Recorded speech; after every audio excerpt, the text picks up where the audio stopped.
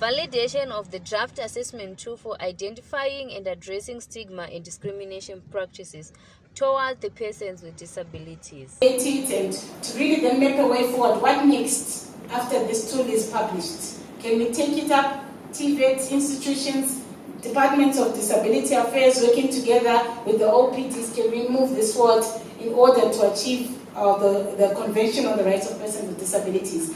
The government of Zimbabwe, in partnership with UNESCO, under the United Nations Partnership on the Rights of Persons with Disabilities, and also with ILO, we are conducting this workshop.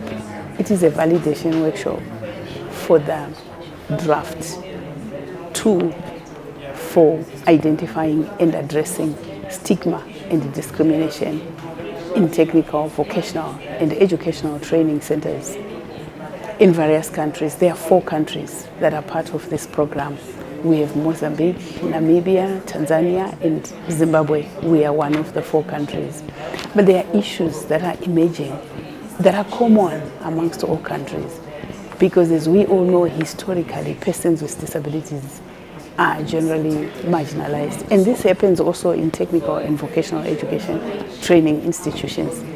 This tool helps us. It provides a standard, a roadmap of how do we identify the stigma and discrimination that is happening in the training institutions as well as in the workplace. My name is Mr. Peter Maseleke. I'm here representing Weru Polytechnic College. Weru Polytechnic is an inclusive institution of higher learning. We are here with our students from the various departments, but also showcasing that there are students with disabilities. As you can see, I'm a lecturer in Weru Polytechnic and I do have disabilities.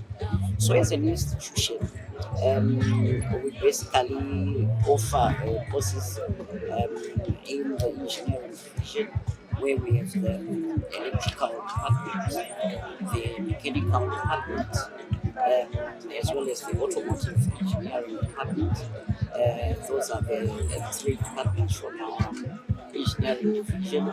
And then we also have the IT department, and then we also have the applied arts division, where we have such courses as tourism and hospitality management, clothing, technology, cosmetology. Then we also have records management. We also have library and information science. These are courses in the applied arts. And then we also have the commerce division, where we have courses like banking and finance. We also have accounting.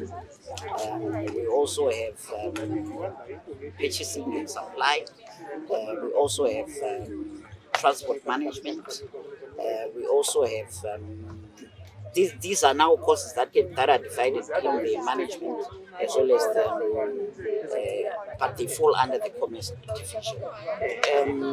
Well, what I've said may not be as possible, but my name is Dr. Engineer Tafadzwa Mudondo, Principal Harare Polytechnic.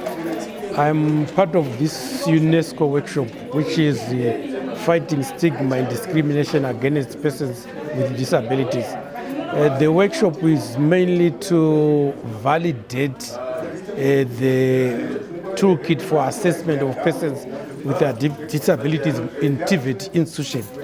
What has come out of the TVET, your disability toolkit, as a study which was conducted in 4 countries, Namibia, Zimbabwe, Mozambique, and Tanzania, that there are negative perceptions about persons with disabilities.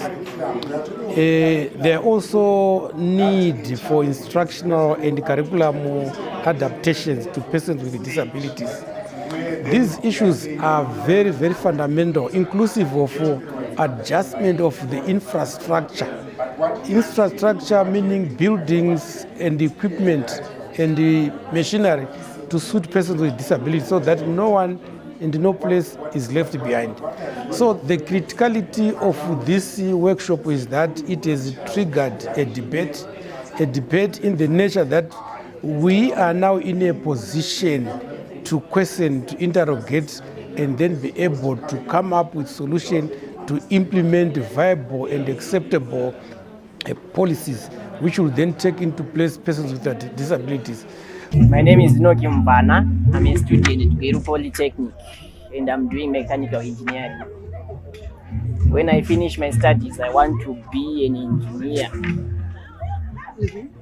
And at Gweru Polytechnic, I was accepted the way I am. Pandagashika students, they don't look down on anyone because you have a disability or anything. And the lecturers, they understand me, but maybe I'm visually impaired. So, young in class, they give me a position.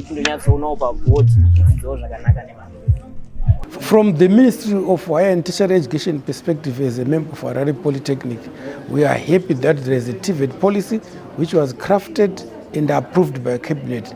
That policy is all now very inclusive because it's taking on board persons with disabilities. For example, it has got 5 pillars. The 5 pillars are human capital infrastructure, program infrastructure, digital and physical infrastructure, financial infrastructure, as well as infrastructure and legal infrastructure. The legal framework will then take into account of creating a conducive environment to ensure that everyone, including persons with disabilities, are taken on board. Because in the institutions, in these technical educational and vocational training institutions, that's where we are preparing our students with disabilities to enter the labor market, either through formal employment or starting their own businesses. But within the context of education and employment, there's a lot of stigma and discrimination. So this is very, very significant for us that we have been able to come up with this toolkit that we are now validating. Of course, it was piloted in Mozambique, but as we bring it to Zimbabwe, we just don't apply the toolkit uncritically, but we look at the context as well.